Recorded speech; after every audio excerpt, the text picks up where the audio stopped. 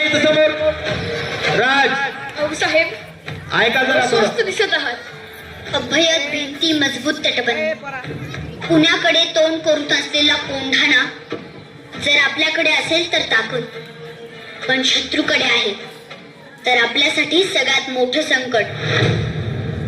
आम्ही जाणून आहोत आऊसाहेब. कोंढाणा गेल्यापासून स्वराज्याचा एक हात निखळल्यासारखा झालाय. मुघलांच्या जयसिंगासोबत केलेला तह अजूनही आमच्या काळजात खोल जखम करून आहे. कोंढाण्यासारखे इतर 72 किल्ले त्या तहात गमावले आपण. दिल्लीस तुम्हाला कैदेत ठेवण्याचा त्या औरंग्याचा विश्वासघाती मनसुबा विसरू नका. त्याच्या हातावर तुरी देऊन निसटलो आम्ही. तेव्हाच तह रद्दबातल करायचं मनाशी ठरवलं होतं. कोंढाणा स्वराज्यात परत आणावा लागेल शिवबा. सह्याद्री धोक्यातून बाहेर काढावी लागेल. आम्ही तातडीने हालचाली. तुमच्याशिवाय कार्य पार पडणार आहे का?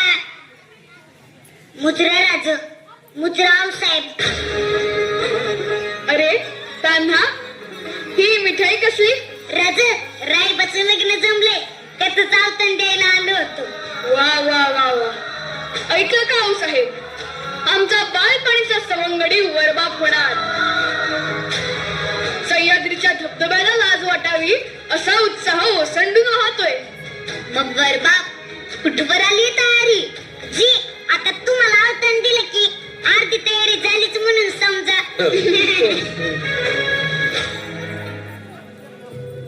राज, काही अडचण आहे का?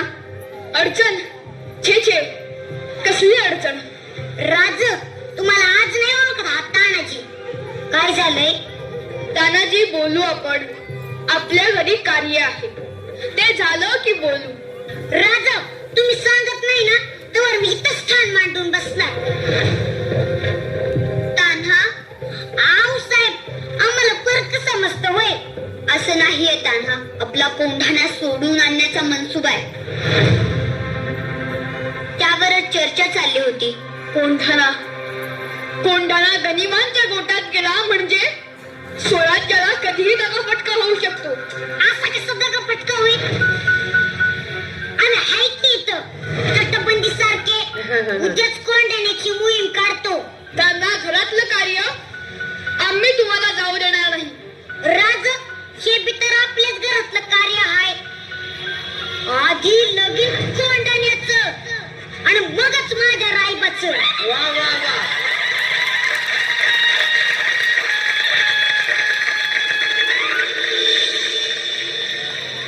आपल्याला काही करून आधी कल्याण दरवाजा गाठावा लागणार. तू समोरून तलवारी तयार ठेव. मी मागच्या तटबंदीने किल्ल्याजवळ करतो. एक ध्यानात ठेवा, आपल्याला एकेकाला 5-5 जणी ठार करायचे. आपण 1000 आणि ते 5000. आम्ही 300 जण किल्ल्यावर चढाई करतो. सूर्यजी, तू मुख्य दारावर जाऊन थांब.